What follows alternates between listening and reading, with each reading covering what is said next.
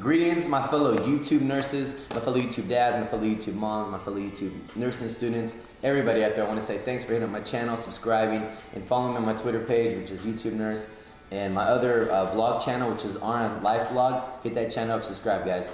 Anyway, let's get down to the nitty gritty, y'all. My fellow nurses and nursing students, what is the difference between a day shift position and a night shift position? All right, let's talk about it. I had a question from one of my fellow subscribers. Did I say soup? Basically saying, what's the difference between both? And since I've done night shift for 6 months, I want to talk about it. It's huge difference. Huge difference. You want to be a night nurse, get an extra differential of $5, get no sleep, maybe if you have no life. But it's a little mellow, it's relaxed. Let's talk about it. Night shift, you get there at 6:30, boom, get your assessments done. You pass maybe the most for each patient, 15 meds. So 15 times 5, do the math. That's all the meds you're gonna pass through the night shift. But don't get me wrong, you still have P.L.A.N meds, which you get for pain, some meds for insomnia. And then by around 11, 12 o'clock, patients start getting a little tired and they sleep. And then by that time, between 12 and like 3, 4 o'clock, they're all passed out sleeping, but you're still hanging IV meds, you're doing your other patient care.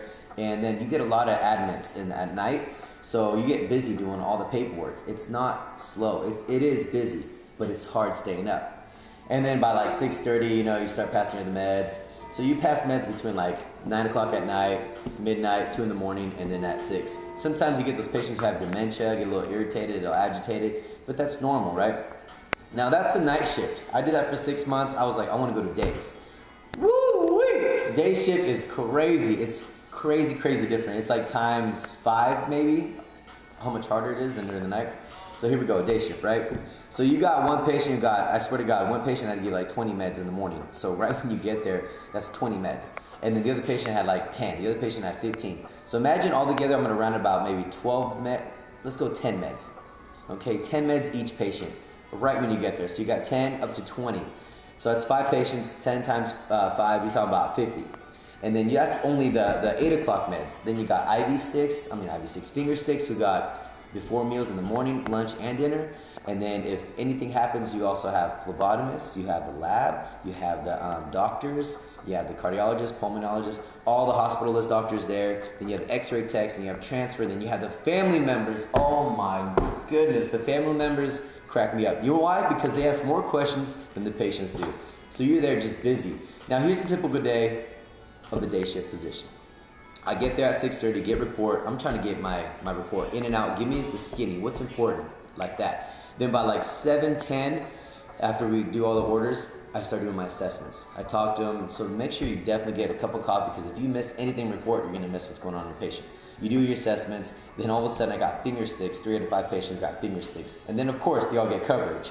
Each patient got 15, maybe 20 meds in the morning, so you're passing all those meds and you wanna be making sure it's the right dose, right route, right patient, right, MD order. You gotta do everything. And then to top that off, you gotta talk to the family members, you gotta talk to the patients, and then you gotta make sure they transfer the consent sign. Are you sure you guys want to be a day nurse? Let me tell you right now, you may have a normal sleeping pattern, but woo, it's crazy. But I love it, guys. I love it because I'm on my feet, I'm moving, I'm always on the go. Let me give you what happened, a typical day, like what happened with me during the day. This was crazy. This is where your nursing skills come in and what's important, and this is where you start figuring out what comes first, right? So I was there at my job, this was last week, around 11:30 I guess.